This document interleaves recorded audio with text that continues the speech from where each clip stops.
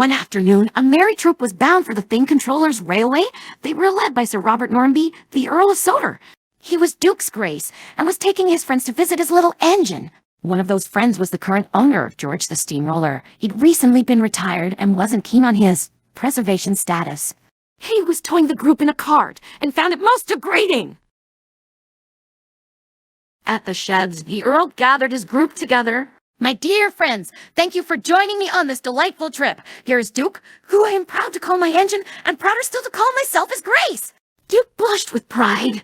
He has many stories to tell, and shall do so, and a special service will embark on this afternoon.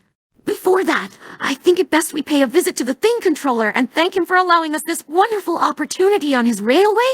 They strode off to the Thing Controller's office. Out of earshot, George's usual grumbling began. Ridiculous, the lot of it, he muttered. I'm not a taxi. I should be flattening your rails. No, that would make a splendid show. You'd have better luck flattening the pathway to the first station, retorted Duke. The passengers have complained bitterly about it. At least you'd be doing something useful then. Huh? Retorted George. I was built for work, not play. I suppose play is all you little toy engines ever do. Duke ignored him and went to prepare his train. Soon, Duke had collected his coaches and was ready to leave. The men climbed aboard, but the Earl addressed George's owner. May I drive George and meet you at the end of the journey? I'd love to take some pictures of Duke from the roadside. George's owner agreed, and the Earl climbed into his bunker. Before George could protest, Duke shot him a glare. No nonsense while his Grace is aboard, he whispered sternly, or you'll have me to answer to. George didn't reply. With a rather dramatic whistle, courtesy of the Earl, he set off up the road. Duke was having a splendid time. He showed the visitors many beautiful sights and recounted tales of the old days. The men were most impressed.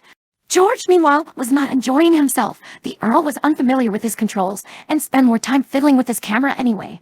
A magnificent day for pictures, wouldn't you say, George? Asked the Earl. Couldn't be better, George muttered sarcastically. Simply splendid, replied the Earl obliviously. Oh, look, here comes young Tom Tipper and his little post van. I must get a shot of him at work. If he hadn't been so busy with his camera, the Earl might have noticed George was drifting into the wrong lane. Look out, shouted Tom Tipper, honking the horn furiously. The Earl waved cheerfully from behind his camera before realizing his mistake. He grabbed the steering wheel and jerked George out of the way. Tom Tipper swerved as George rolled from the road and onto the path to the station. Oh, heavens! Cried the Earl! He was so frightened, he leapt from the cab and watched as George got closer and closer to the railway. Help! Wailed George, crushing stones beneath his roller. At that moment, Duke was approaching the station. He was startled to see George ahead. Look out! He whistled. The station master frantically jumped into George's cab and screwed the brake on hard. With a groan of relief, George stopped, his roller just nudging the rails. Phew! Whistled George. I'm not cut out for this. Evidently not, frowned Duke. The Earl apologized profusely, but thankfully, George was unharmed. They left him at the station, and Duke continued his excursion. On the way back, George's owner drove him to the shed to collect the rest of the party. George had had enough excitement for one day and departed, guests in tow without a word. That evening, Duke told the other engines about the day's events. It seems George did us a good turn, smiled Scarlet. Mrs. Lass thinks the path to the station is smooth as ever.